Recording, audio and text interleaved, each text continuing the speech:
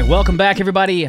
Here we are, Not Gospel. Another episode, another week has gone by, another batch of craziness. And today we are talking about, I'm here with Joel. We're kind of doing a new thing here. For those of you who catch the video, we're kind of back and forth doing this remotely. We are going to be talking about vaccine mandates, whether or not you should get vaxxed, anti-vaxxers, and then those who are basically like get vaxxed or die kind of people, the militant vaxxers, let's say, and what it means for people, the methodology behind vaccine mandates of this magnitude. So we're going to talk about that, and we're going to give some facts, and then, as always, we're going to share our unfiltered, quasi-unfiltered opinions. True. Yeah, so let's get down to it. I'm going to cheers. That's a good cup of joe. All right, so some of you guys are probably pretty close to getting a vaccine mandate with your work.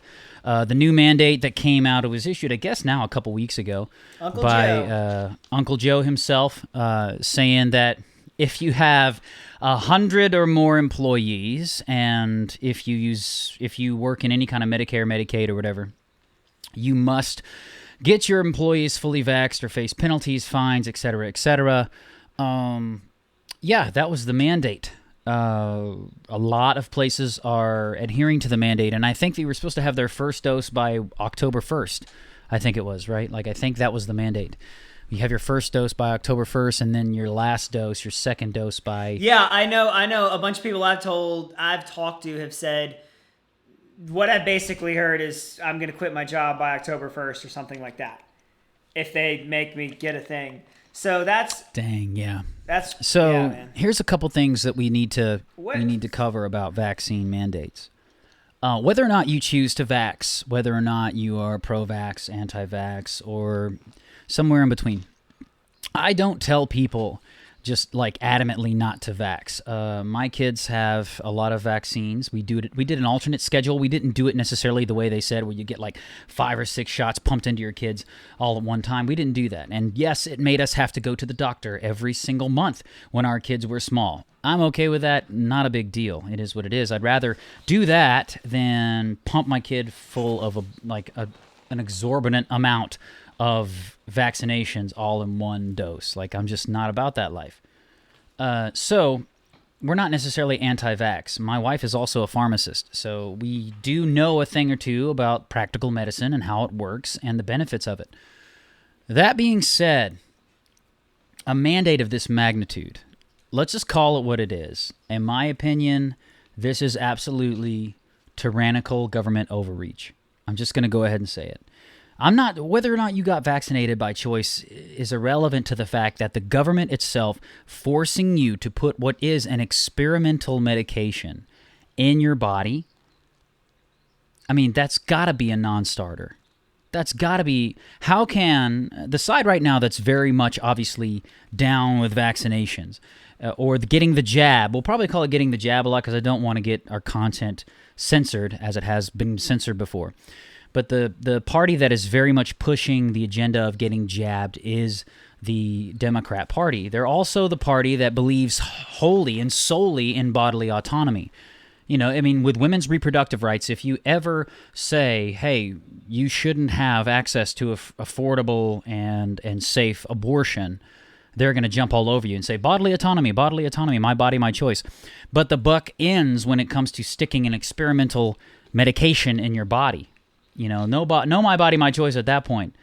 There's not a trackable logic there. If you got two brain cells to rub together, I would think that you can understand the hypocrisy in that logic, how one can't yield the other. You can't be all for bodily autonomy when it comes to a woman's got the right to kill an unborn fetus, an unborn child in their body. And at the same time, by the way, you don't have the right to say no to a vaccine, and we're going to penalize you for it. We're going to take your job away, your livelihood. We're going to take bread out of the mouths of your children because you don't get a vaccine. That's essentially what it is here. How's the rest of the world doing with the vaccine compared to America or the COVID cases? So that's interesting. So places like Israel that got hardcore on vaccinations early on, man, they got high, like lots of people vaccinated. They're at 80% plus vaccinated, fully vaccinated. And they have per capita, so percentage-wise, they're having as much of a breakout in cases and have as many COVID cases in terms of percentage of their populace as the United States. So apparently being 80% vaccinated has not helped them with their caseload. Now, the argument is that it has helped in hospitalizations. They're saying that with, an 80%, population that is vaccinated, you're not having as many hospitalizations. That may be the case, but the hospitalizations are grossly exaggerated.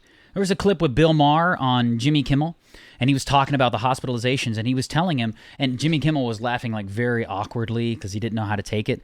Bill Maher was like, listen, liberal media, those words came out of Bill Maher's mouth. Liberal media. Oh, wow. Which blows me away. This is Bill Maher. He said the liberal media is scaring people to death about COVID. And he said, the truth is only 1 to 5% of all COVID cases require hospitalization.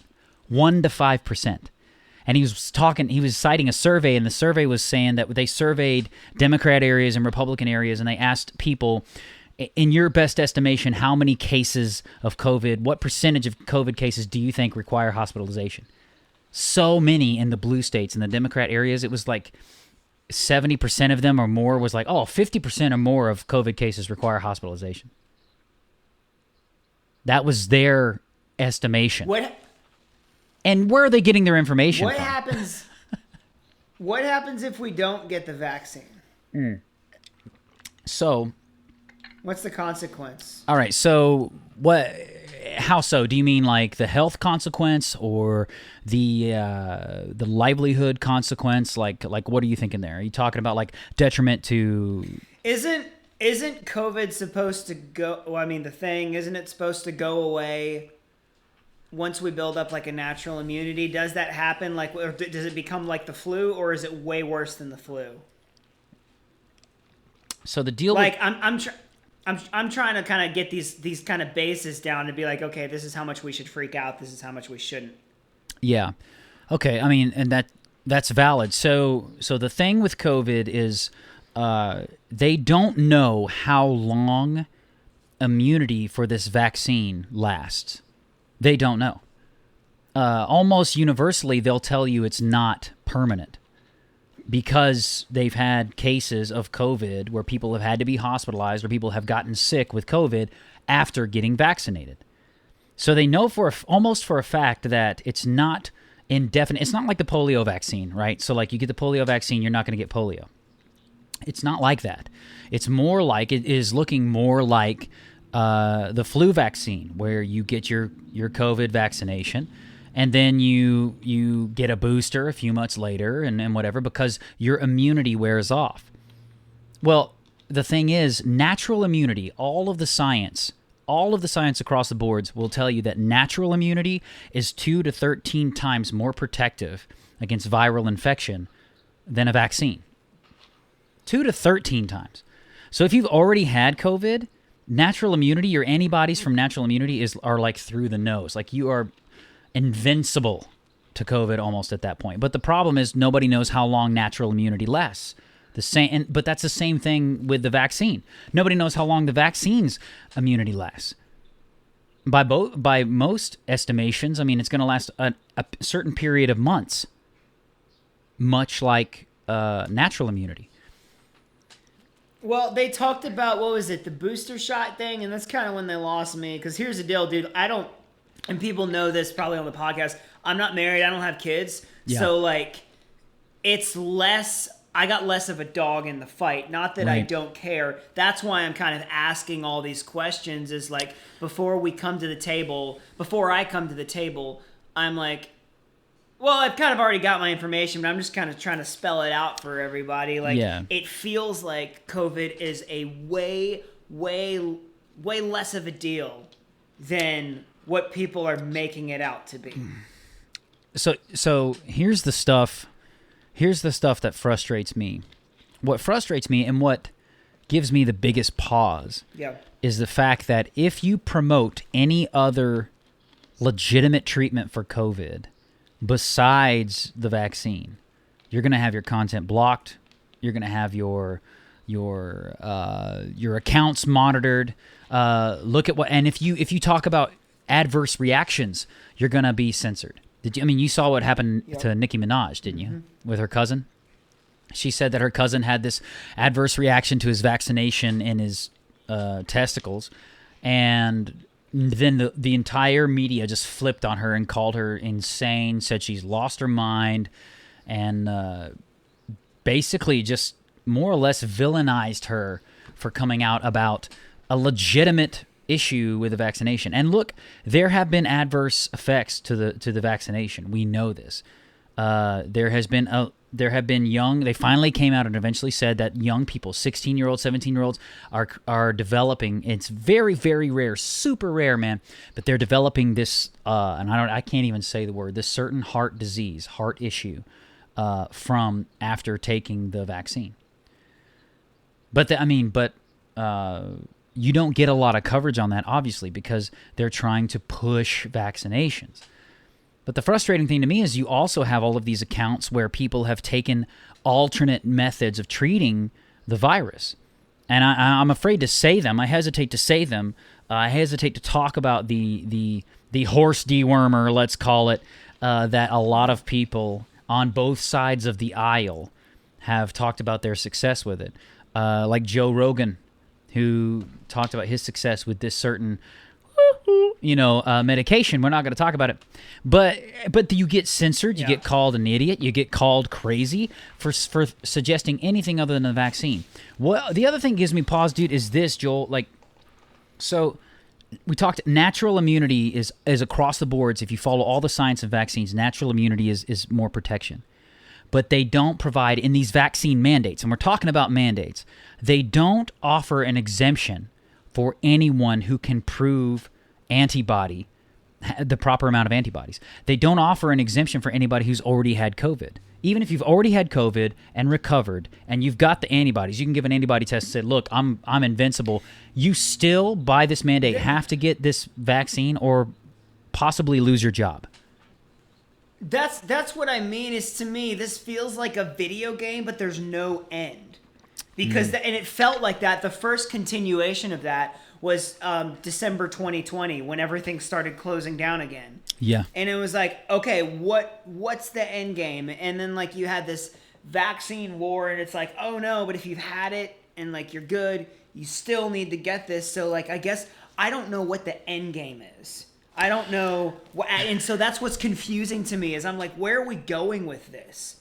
Everybody gets vaccinated, but it seems like the vaccine isn't really making it work. When does this go away? So you always want to track motivations. You always want to track, and you're saying, what's the end game? What is the goal for left or right, for the politicizing of this virus and this vaccine? What does somebody have to gain from it? And I agree with you.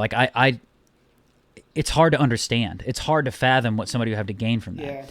Yeah. But at the same time, we're supposed to believe that these experts and these doctors that have come out against certain practices, like America's Frontline Healthcare, I don't even know what they are now. They used to be America's Frontline doctors, and now they're some other heading and stuff like that. And you can check them out on website. Just look up America's Frontline and it'll come up.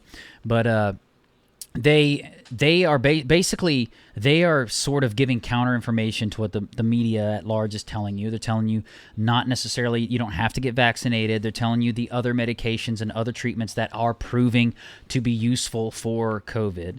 They're telling you those things, and some of them are actually offering prescriptions for these medications and these treatments that we won't name, and the media is telling us that their motivation is just that they're a bunch of crazy idiot people that just want to see they want to murder people. They just want to see people suffer and get murdered, or die from COVID. I'm just sitting there going that's not a plausible. But also murder babies. That's fine.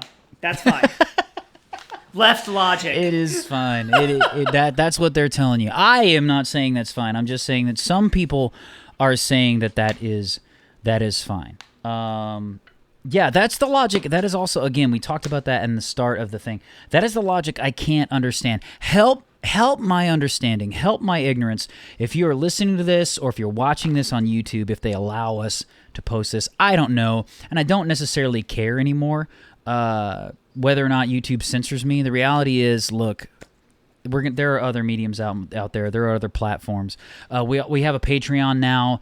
I'm gonna tell you. I'm gonna be honest with you. There is no exclusive content on our Patreon. It is just, if you want to support what we're doing, have at it. We would love it. That'd be great.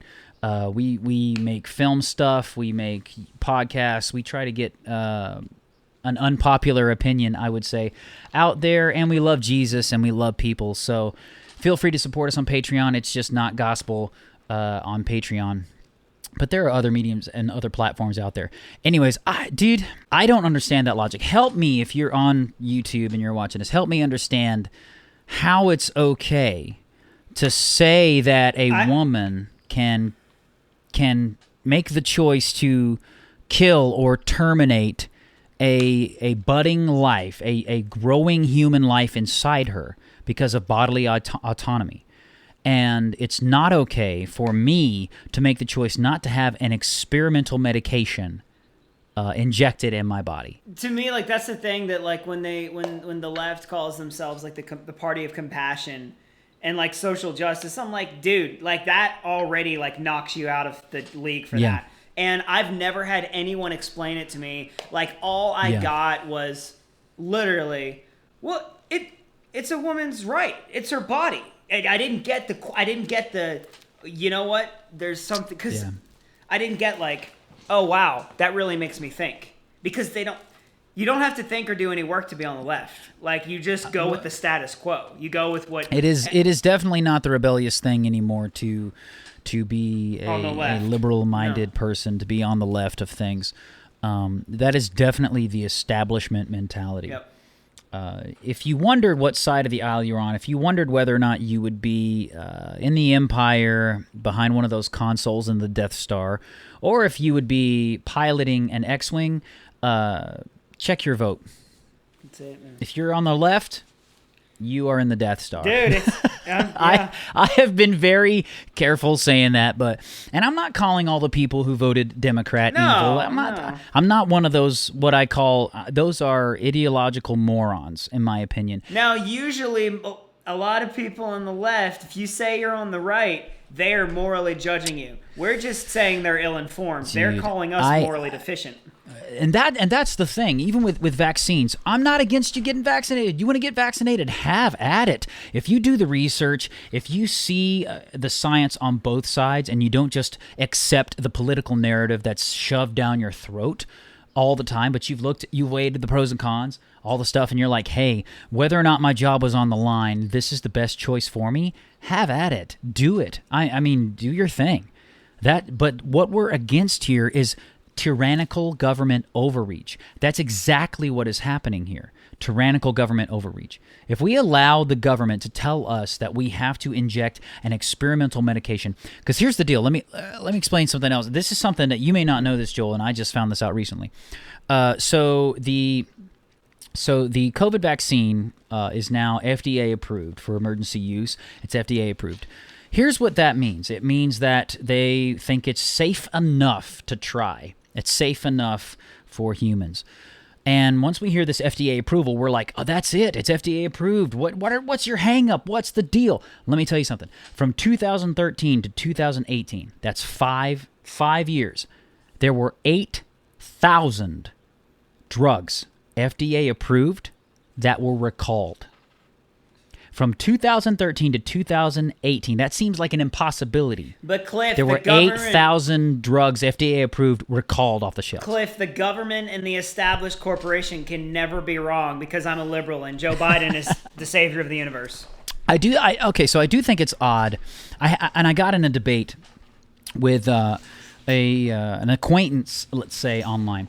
I got in a debate with this person, and they said that they flat out told me my ideology is stopping my logic, has blocked my logical mind, and purveyors of misinformation like myself are costing human lives. That's what I was told. And instead of getting... But your logic makes sense with the statistics you're quoting me. Yeah. And so instead of getting butthurt about them saying that, I said this instead. This person was also someone who's adamantly like for the BLM, for that movement and everything. And I told her, they said, it's not about politics. Don't make it about politics. It's about saving human lives. And I flat out told her, I was like, you do understand that the same government that you're saying has got our best interests, they're looking out for our safety, they want us to get this vaccine. This same government is also the government that supposedly, in your own words, is built on racial injustice. Racist and sexist white men. So it's like... You're saying there's one... Pick your corruption. You're saying that Cliff... Everything coming out from the media is totally true, regardless of all the recalled FDA-approved drugs. Yeah. It's all fine, Cliff. Like, just be moral and save lives. Don't question it. That's why I say you do not have to do any work to be on the left. You just go with whatever any big corporation says, and that's you don't have to be a free thinker. You don't. That's your ideology. Like, I would just turn the whole question on that person. I don't know who it is. But like and I won't call them out, you know. No. You know me.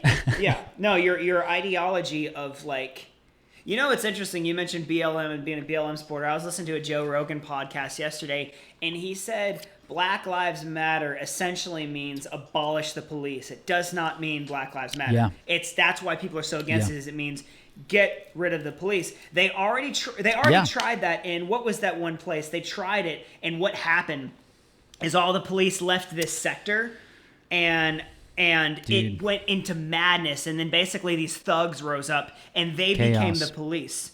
You can't say thugs. You can't say thugs. Now you're a racist. Yeah, but they could be white too. I'm sure they were white.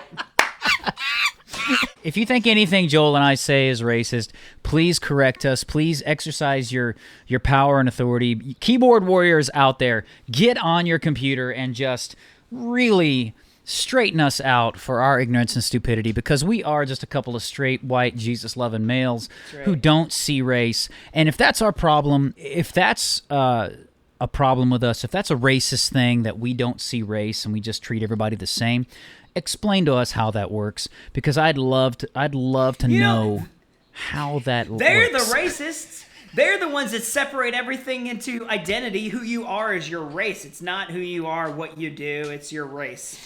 But you're a racist because you just said "there." You started that. You said started they, that them, sentence with they're the pronouns. I'm kidding. Whatever. Shoot, man. The ultimate goal of our podcast should be, what do you do? What's the response? I've said it before, I'll say it again. There is no more a rebel, there's no more rebellious, no more punk rock thing in this, in our culture today than being a Christian, a Jesus-following, conservative Christian. Now, if I'd have said that 30 years ago, I would have been a complete moron. But, I mean, let's be real. There's no more punk rock, anti-establishment thing today than being a conservative, Bible-thumping, let's say, Jesus-loving, people-loving Christian. There's nothing more conservative than that. More rebellious. If you are financially and emotionally a wreck, you don't have your life together, and you're screaming about like social justice issues in America, you are now in the majority. You're now in the majority. Like that's what it is. So here's the deal. Here's the thing. Where do we land on with this? There are a lot of good reasons to get vaccinated. If you're high risk and you feel like honestly it's your only way for protecting yourself, then get it. If that's the best, the only, in my opinion, the utmost good reason is if you've done the research, you've seen the pros and cons, and you decided it's the best step for you in terms of your protection from COVID and the protection of your loved ones, fine. There are also there's a long list of reasons why you shouldn't, or you could choose not to get vaccinated. At the end of the day, your reason, your ultimate reason to get vaccinated, to have an experimental medication that there is no long-term study for. There's no person who's 30 who's had the vaccine for 30 years and can say, I got vaccinated 30 years ago and I'm doing fine. That study doesn't exist. So there's no long-term study. So there's plenty of reasons to be vaccine hesitant. If you are vaccine hesitant and you're thinking about getting the vaccine just to keep your job, I would stress to you the significance and the importance of don't do it just to keep your job. Don't let that be the reason. Because you could give your pound of flesh now. You could get your shot now. If you are extremely against it, but you're afraid you're going to lose your job, you can get your shot now. You can get your next shot in December or whatever, and then this whole thing could turn. And people could start realizing how anti-constitutional, how tyrannical government overreach these vaccine mandates are, and flip this thing in a matter of months. And then you would have gotten your vaccine for nothing. That's my advice to people. If your only reason, your primary motivator is keeping your job, my advice to you would be stick to your guns. If you're a Christian, trust God. Pray, seek godly counsel. Because I'm not the only person that you should be counseling about this. I may not be a person you should counsel for this. I'm just walking through this with me and my family. I'm gonna tell you right now, Joel, the moment that they try to freaking mandate this vaccine for 11-year-olds to 5-year-olds, my kids are homeschooled. I don't get flu shots. I get the bare minimum vaccinations my kids need to be in public school. That's what we do. They start mandating a COVID shot and experimental medication for my children. I've got 3 boys. 2 of them are in school now. Yes, you bet your bottom dollar we're homeschooled. And here's the deal. If you're worried about that, if you're afraid of that, if you're a conservative Christian, reach out to your local churches, to your local groups, your church groups, and say, hey, how many of you have teachers that are certified teachers that are struggling with this, that are having to lose their job because of this? Is there any way we can work together to homeschool our kids? Can we band together to bear each other's burdens? That'd be my advice to Christians. Life may look difficult or different and uncomfortable for Christians in this season because the world is post-Jesus. They don't give a hoot if you believe in Jesus. You almost cannot be more done and over with Christianity than our current culture is. They really are. They just don't give a hoot. They are actually more interested in Islamic culture and Asian culture than they are Christianity. My advice to anyone who's thinking about their job being on the line would be to write your own letter of a religious exemption. Look online about religious exemption letters and templates. Write one out. Send it to your employer. Do not sign. This is something very important. Do not sign any document of willful termination. If they give you a document to sign, do not sign it. Read it over. If it says, I'm willingly giving up my job if I do not comply with the COVID vaccine mandates, don't sign it. Just refuse. You have that right. No one's holding a gun to your head saying, sign this or die. Do not sign any willful termination agreements. Don't do anything like that. You pray. You decide if it's the right thing for you and your family. Reach out to other Christians. Man, like Joel, you are a worship pastor in a church. How many people are in your church? It was like 150. 150 people. There's at least, 20, 30 families, maybe more represented there? Yeah. There is a network. There is a network of Christians who, if they're following Jesus, in my opinion, would be willing to support Christians who had difficulties with vaccines, who struggled with these mandates. They're in every single stinking community. There's a network of people that I think aren't trying to push this weird moral whatever agenda that's based on revenge. That's what I would say the world is out right now. It's this post-Jesus thing. It's I'm basically going to get everybody who got me, and then that's it's this crazy justice type thing. But there are people in churches that are really trying to be, that's the only place I feel comfortable right now. And I'm not saying I'm going to stay in church, but when I go to church, dude, and I have a whole movie about becoming suicidal because of Christians. I have a whole movie about that, so I understand how crazy that world can get. That's a pretty different place for you to be. Dude, like now, your mindset now versus then. I feel more comfortable in the worst church I've ever been at than like just out in public, because at church there is a standard, even if it's all crazy, that like, hey, we're trying to be like Jesus. The world right now, they do not care, dude. Yeah. Everyone's just like, you know what? I'm going to get mine, and like, screw you if you hurt me. I'm going to get my revenge. If you're at a workplace situation, you've got friends who are, very much like, get the vaccine, you're a horrible person if you don't vaccine. You got to remember this too. That can hurt your feelings. My wife has come home from work, tears in her eyes, bawling for 30 minutes, and I've had to console her, telling her how wonderful a person she is. The fact that the reason certain hospitals are overrun with COVID patients and with patients in general right now is not because COVID requires hospitalization. It's because they're letting their healthcare workers go who are not getting vaccinated.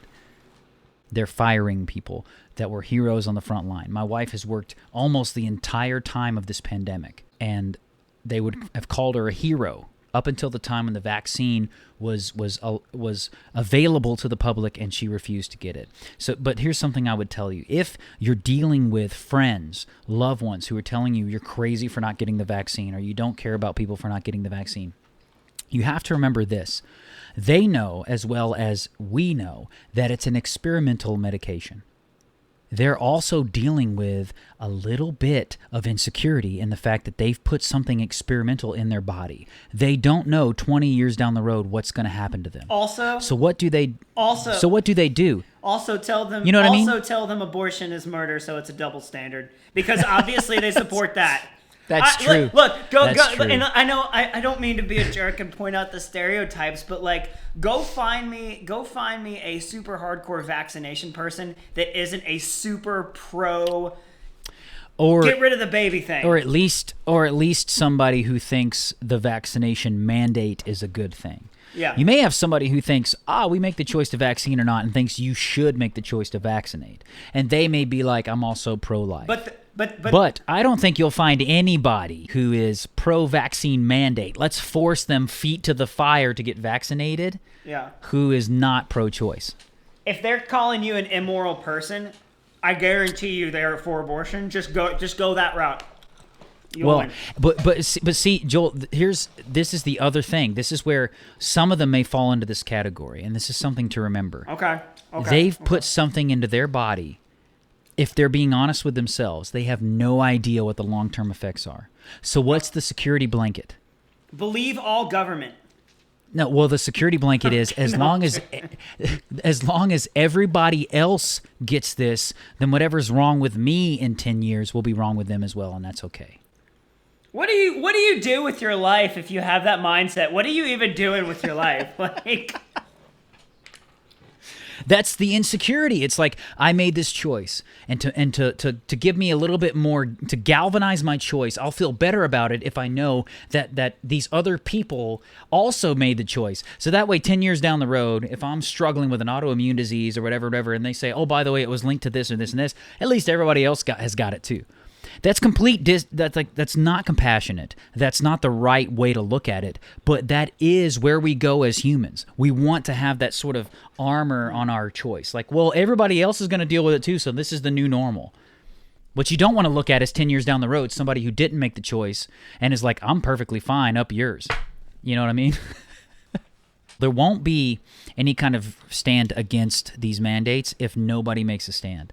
If everybody just passively lets it happen to them because they're afraid of losing their jobs and whatever, there will be no ground to stand on. If you pray about it and you think it's not for you, if you think the only reason you have, the best reason for getting vaccinated is to not lose your job, that's not a good reason. Don't do it. That's my opinion. You can take it with a grain of salt. So that being said, like, comment, subscribe, do all that stuff, and keep being awesome, because that's how he made you.